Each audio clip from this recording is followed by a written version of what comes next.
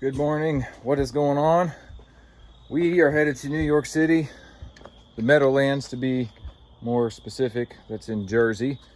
Hurricane Ida, by the time it made it up there, no longer a hurricane, but they did get like a foot of rain in just so many hours, and unfortunately some people died. So we're gonna ride up there, and we are assigned a bunch of roofs to look at, and we're gonna take you along with us and see what we find. So stay tuned, and we're gonna get right at it. Long drive ahead of us, but here goes. We'll see you when we get there.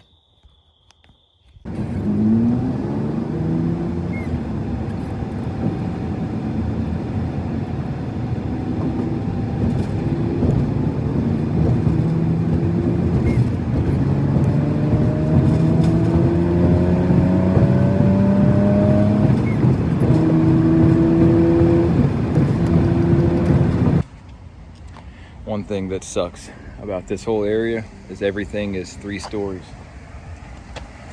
I mean, check it out. Full 3 stories. So we're gonna try to go right here and whoop, right there. Like a glove. That'll work. Woo-hoo-hoo. As they say, it ain't getting up that's the hard part, it's getting down.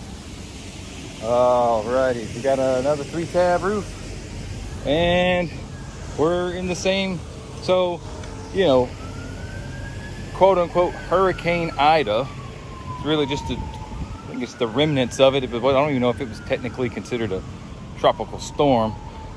Maybe it was a depression or whichever the lowest one of them is, but maximum gusts were like 30 miles an hour. So there shouldn't be really widespread damage, and I haven't seen widespread damage, which look at this one.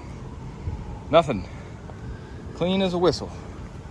Up here in the Northeast, the shingle will be in a much better shape than it will down somewhere around Texas or Florida, Georgia, because it just doesn't stay as hot as long up here. So they tend to last a little bit longer, but we got nothing. No damage. So put that into perspective.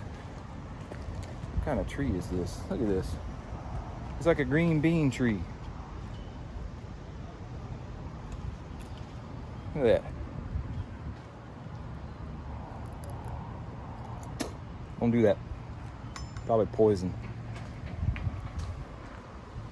I'm not gonna get off this roof anyway, so might as well have something to eat. Well, we made it off actually.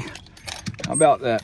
We'll see what the next stop is, and might show you around town a little bit.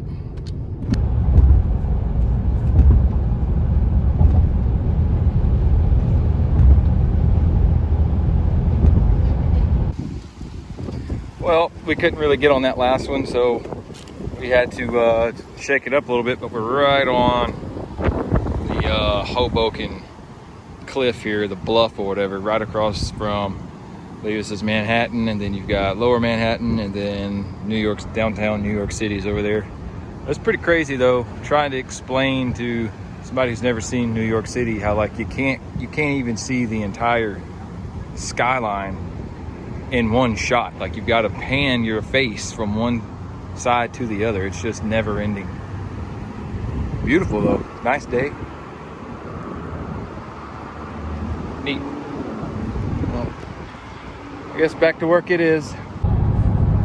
While we're headed to the next one, now would be a fantastic time to go ahead and like and subscribe and do all that stuff.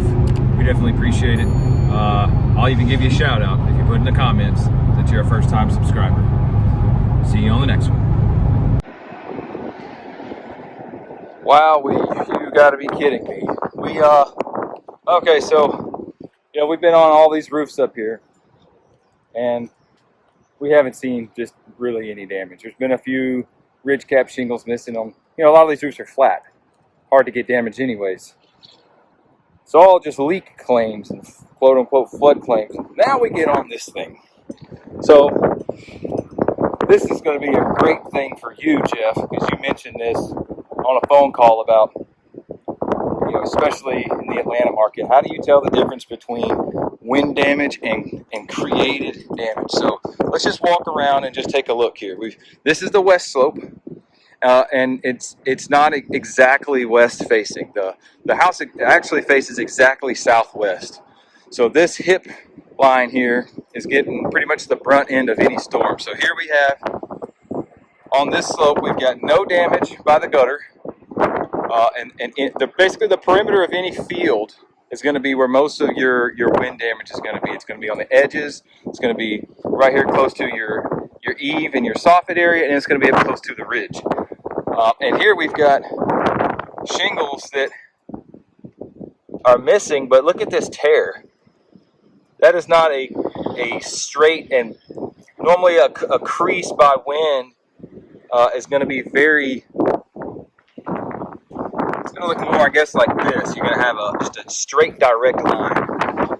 And the reason it's a dead giveaway is it just doesn't, when you fold a shingle with your hand, you don't evenly apply pressure to that tab like the wind does.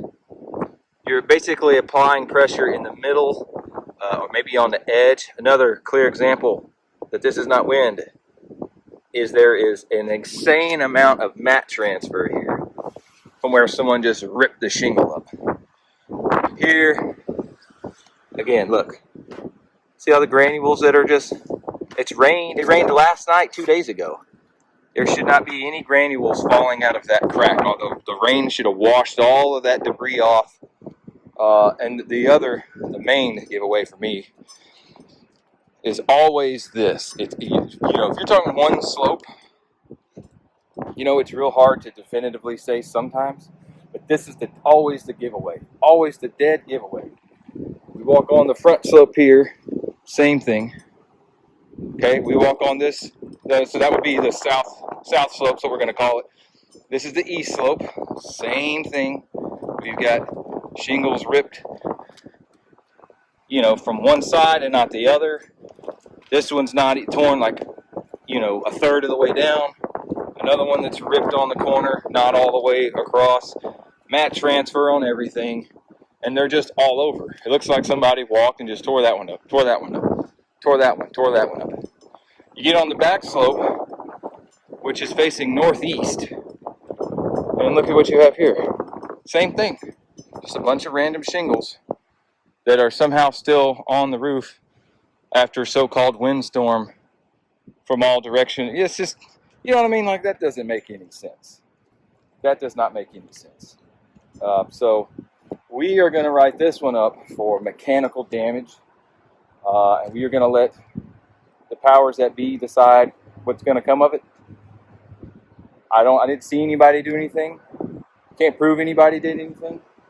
But I also can definitely say this is not characteristic of typical wind damage. So that is how I would proceed, how to document something like this. If you're an adjuster, or if you're an inspector or an engineer or something like that, a PA or whatever.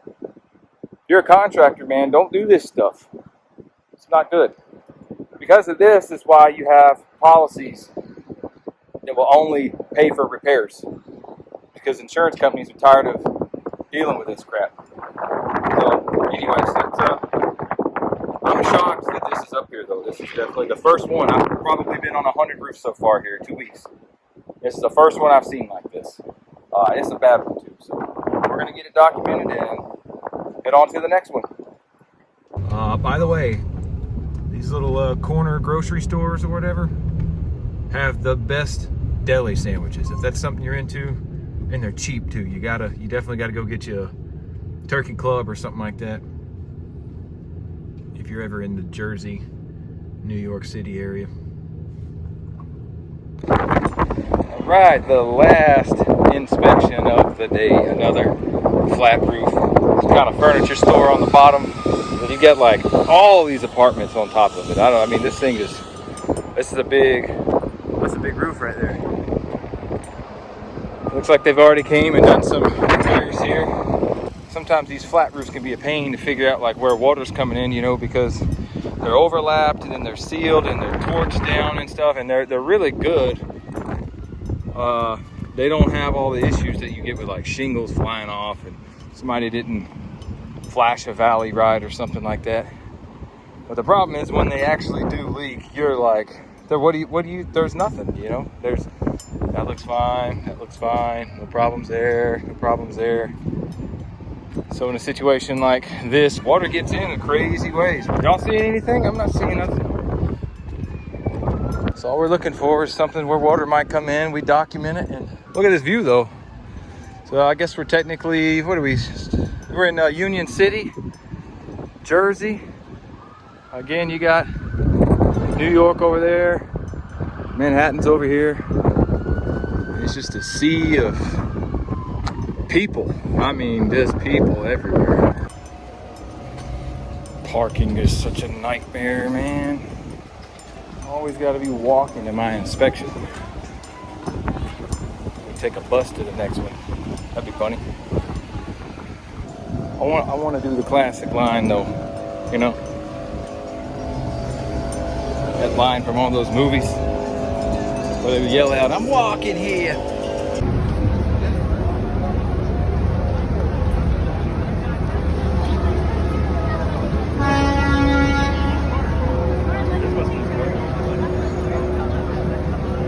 Oh yeah, everybody's.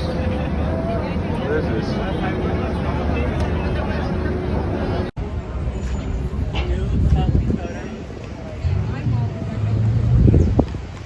Alrighty, we're in the middle of the road. I swear I could do a video alone on just how to get on roofs around here. Look at this. Look at this right here. All the way extended. And I'm still not even over the... Yeah, it's been like that. And yesterday it was like so windy. Oh, I just knew my ladder was gonna get blown over. Okay, next inspection is a massive. I don't even know what you call it. It's kind of like business suite or something. It's got it's like an old theater, and you've got, you know, a restaurant here, fish market. So we're gonna go climb up this beast, and it's probably like 10 different roofs up there. But let's go exploring. And up we go. Had some really shady, sketchy roof accessing up here. I mean, some stuff that'll really make you just nervous. Speaking of nervous, I really hope somebody doesn't come knock my ladder off. You know, delivery guy or something. That sure would suck. Ugh. Trying to do this with the camera is really hard. That's why I need a GoPro. Good golly. We got EPDM with a silver coat. We got different 3-tab. We got a laminate shingle over there. It's a lot of wind damage though. Look, it's recent though. We got no rust on the nail heads. That one's got a little bit, but you know, we were talking about wind on that other one. And I'll tell you, the first thing that tells me this is likely wind is the pattern. Notice how it's isolated. Right here, there's just a little bit of wind here. And there's a little bit here. But remember on that other one, it was like it looked like somebody was just walking, crease the shingle here, and I'll go down about 3 feet. Crease the shingle here, and then they're doing it on the whole slope, and it wasn't on one slope, it was like every possible direction. So now if I had damage there, that would kind of be like that last one. So check this out. See how this does appear to be like some matte transfer? That's the sticky adhesive part. And let's take this is already a damaged shingle, so we're not creating any extra damage. But if we take the corner here and we look up, the seal strip is really more or less failing than it is matte transfer. Okay, so again, this shingle here includes this tab and this tab. So let's try the one beside it. I want to see what happens when I peel this seal back. You see how it does that? and it tears a nice piece of this off here. It's less pronounced here because this is more of the seal strip is failing, and this is all that's left barely clinging it on. So when wind comes through, it doesn't have a lot left to keep the wind from getting under it. Here, you've got an entire strip that is very well adhered. So that's the difference in this being more likely wind created than some like vandalism or something. All right, that's the first one of the day, and it is a full 3-story structure, and there's not enough area on the sides here. I feel like I'm going to be able to get my ladder and then actually access it. And really, I'm going to have my 40-foot ladder to do that, and those power lines there are going to keep me from being able to safely get it in there. This side, I don't have enough room to get the ladder this way. And once again, I've got these power lines. So we're going to use our 32 on the steps. And it's going to put us right there on this little rake right here. And I got this little attachment. And this guy will clip onto the shingle. Then I can put my bungee cord there, and it should keep the ladder from moving. But if it doesn't, it doesn't. It is what it is. See you up top. Well, that worked pretty good. Let's see what we're doing up here. We got a 3-tab shingle. Oh, we got some missing ridge cap shingles. So that's definitely wind related. Underneath this spongy looking stuff, this allows the attic to breathe. You know what a ridge fan is, but yeah, there's a cut right there where the 2 slopes meet. Guarantee your water's going in there. Apparently it's happened before because they've got some different colored shingles here, which indicates it might have happened before. Sounds like the wind is probably going to really screw the audio up in this inspection, but I'll do my best to try to be heard at least. Looks like that's mostly all we got going on up here. I'm not seeing a whole bunch of that looks like a nail pop.